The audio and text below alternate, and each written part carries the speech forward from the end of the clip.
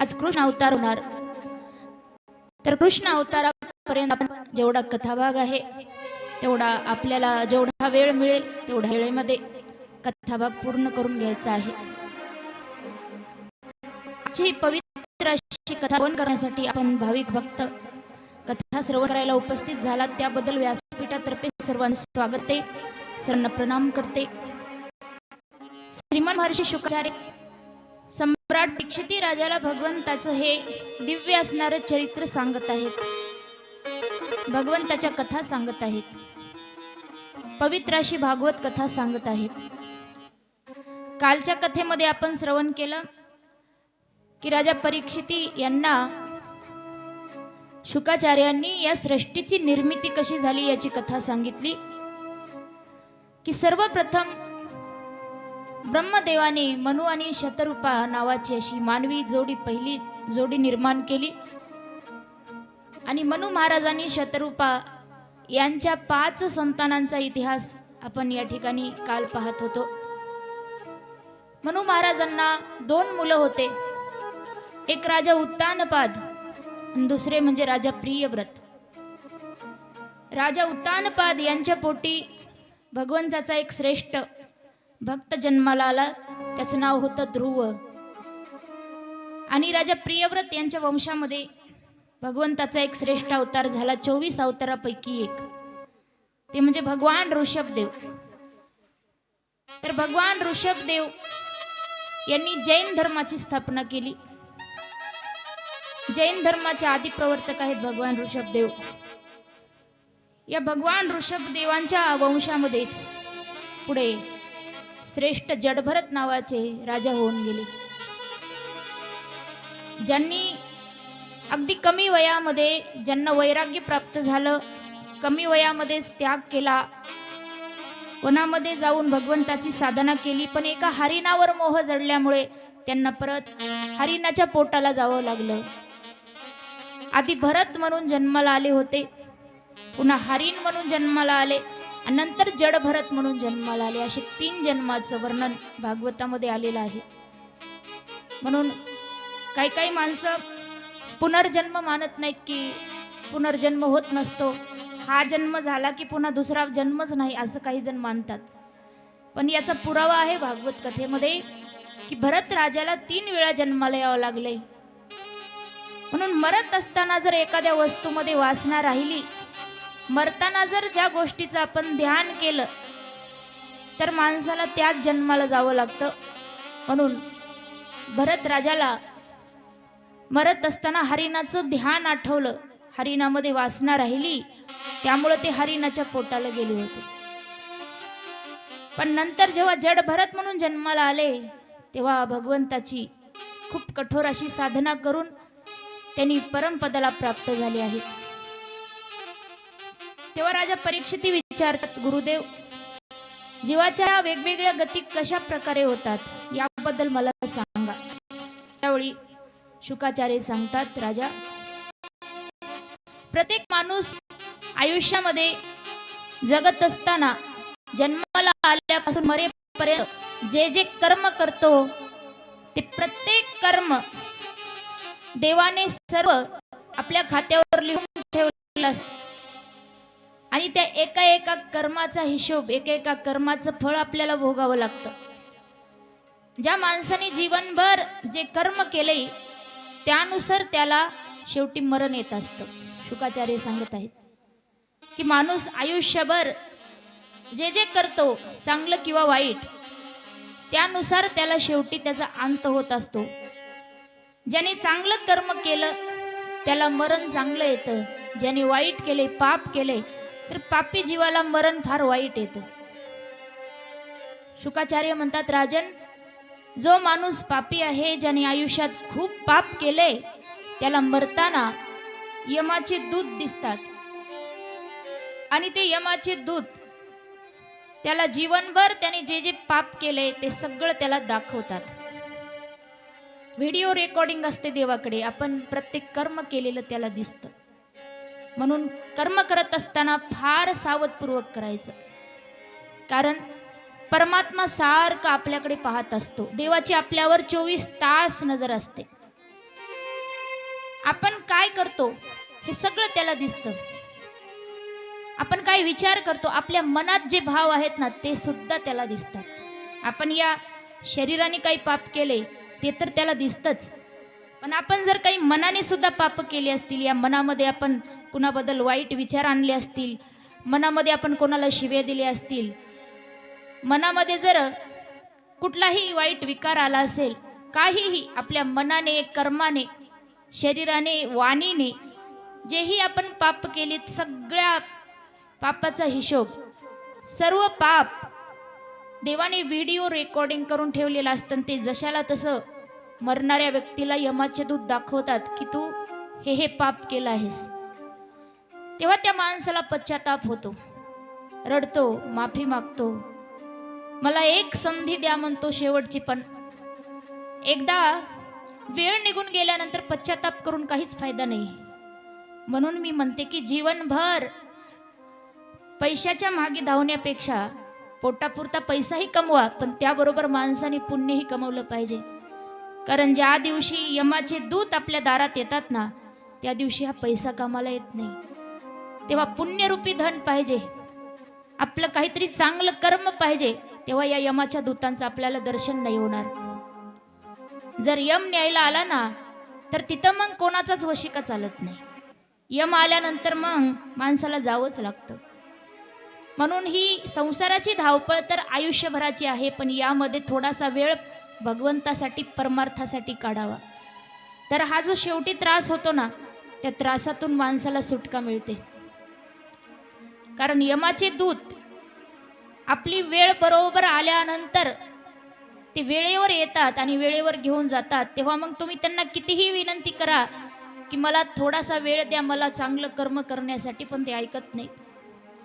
एका माणसाने आयुष्यभर कष्ट करून, मेहनत करून खूप सारा पैसा कमवला, खूप पैसे कमवले, पण त्याने कधीही त्या पैशाचा काहीच उपयोग स्वतःसाठीही केला नाही, समाजासाठी नाही, देवासाठीही नाही. फक्त जमा करून ठेवायचा आणि कंजूसपणाने वागायचा, खर्च नाही करायचा, नुसता पैसा जमा करून ठेवायचा. असं आयुष्यभर खूप सारे पैसे कमवले.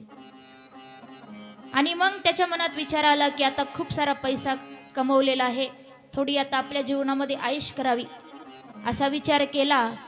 पण त्याच वेळी अचानक काळ त्याला घेऊन जाण्यासाठी आला, यम आला त्या ठिकाणी. त्यावेळेस जसं यमाचं दर्शन झालं, घाबरला, म्हणतो एवढा पैसा कमवला, पण आता आपल्याला तर मरायचे म्हटल्यानंतर एवढ्या पैशाचा काय उपयोग झाला. यमाला विनंती करायला लागला की महाराज मला थोडासा वेळ द्या, म्हणजे एखादं वर्ष जगण्यासाठी मला संधी द्या. पण यमानं सांगितलं नाही, तुझी वेळ आता पूर्ण झाली, तुला न्यावंच लागेल. तो म्हणाला महाराज कृपा करा, 6 महिने द्या फक्त, मी 6 महिन्यामध्ये पूर्ण जिंदगी जगून घेतो. यमाने सांगितलं नाही.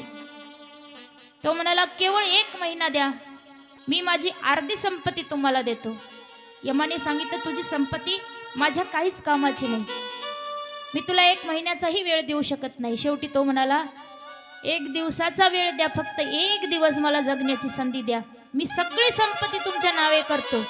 तरी यमाने ऐकलं नाही. तेव्हा तो माणूस म्हणतो मग आयुष्यभर एवढं कमवलं, त्याचा उपयोग काय झाला, जर तेवढ्या संपत्तीतून तुम्ही 1 दिवस विकत घेऊ शकत नाही. ज्यावेळी यम दारात येईल ना, तेव्हा फक्त मग पुण्य पाहिजे. सज धज कर जिस दिन मौत की शहजादी आएगी, न सोना काम आएगा न चांदी आएगी. ज्या दिवशी काळ येतो त्या दिवशी सोनं चांदी पैसा काही कामाला येत नाही. म्हणून आयुष्यात चांगलं कर्म पाहिजे. ज्यानं वाईट कर्म केलं त्याला यम न्यायला येतो. आणि शुकाचार्य सांगतात राजन, पापी माणसाला मरताना फार त्रास होतो, खूप वेदना होतात. एवढा त्रास होतो त्याला की 1000 विंचू चावले इतका त्रास होतो त्याला जीव जात असताना. 1 विंचू चावला तर किती त्रास होतो, 24 तास तळमळ होते माणसाची, 24 तास वेदना होते. तर 1000 विंचू चावले इतका त्रास मरताना होतो पापी जीवाला. ते यमाचे दूत त्या पापी जीवाचा आत्मा शरीरातून बाहेर काढतात, त्याला खूप पीडा होते आणि त्याच्या शरीरामध्ये म्हणजे आपल्या या शरीरामध्ये हुबेहूब असंच दुसरं शरीर असतं, सूक्ष्म शरीर, स्थूल देह त्याला म्हणतात, ते बाहेर काढतात आणि तोच आत्मा आपला त्या छोट्याशा सूक्ष्म शरीरामध्ये टाकतात. त्यामुळं आपण मेलो हे आपल्याला नाही कळत, कारण हे शरीर या ठिकाणी पडतं आणि हे दुसरं शरीर जिवंत असतं. मग नरकाला जे शरीर घेऊन जातात ना, ते दुसरं शरीर घेऊन जातात. हे शरीर या ठिकाणीच पडतं आणि पुन्हा आपले नातलग या शरीराला जाळून टाकतात. पण जे सूक्ष्म शरीर आहे ते अदृश्य, ते कुणालाही नजरेला दिसत नाही, पण ते भगवंतानी अशी निर्मिती केली आहे. यमदूत हा आत्मा त्या छोट्याशा सूक्ष्म शरीरामध्ये टाकून घेऊन जातात.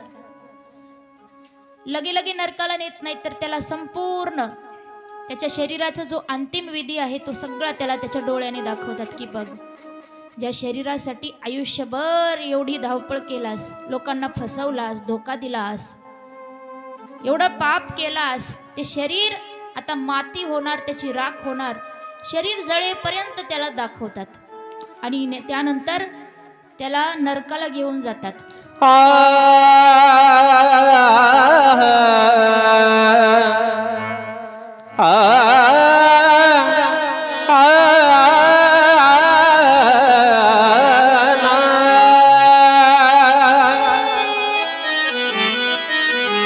आप तो गैरव की बात करते हैं, हमने तो अपने भी आजमाए हैं। लोग कांटों से बच के चलते हैं, हमने तो फूल से जख्म खाए हैं ना। बुरा किसी को मत को, खुद बुरा हो जाएगा, और यह माटी का पुतला किसी दिन माटी में मिल जाएगा। बुरा देखन मैं गयो, बुरा मिला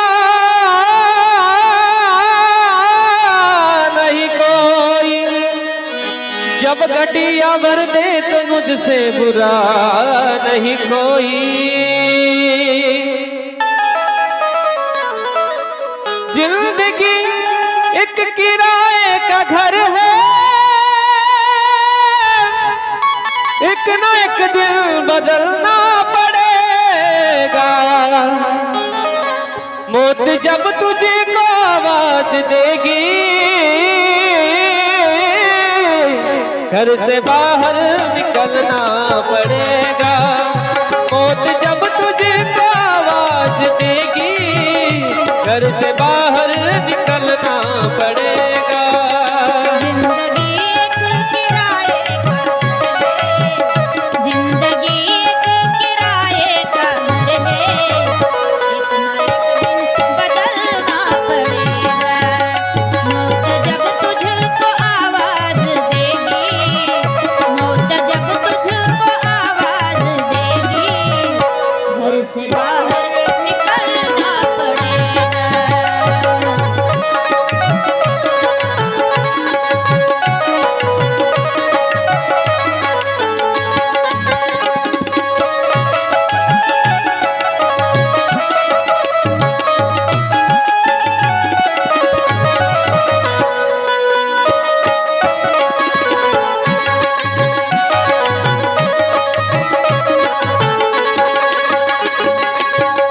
सांझ के बाद होगा सवेरा,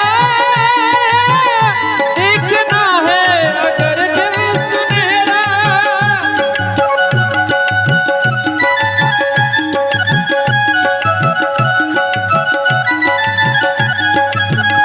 सांझ के बाद होगा सवेरा, देखना है अगर दिल सुनहरा।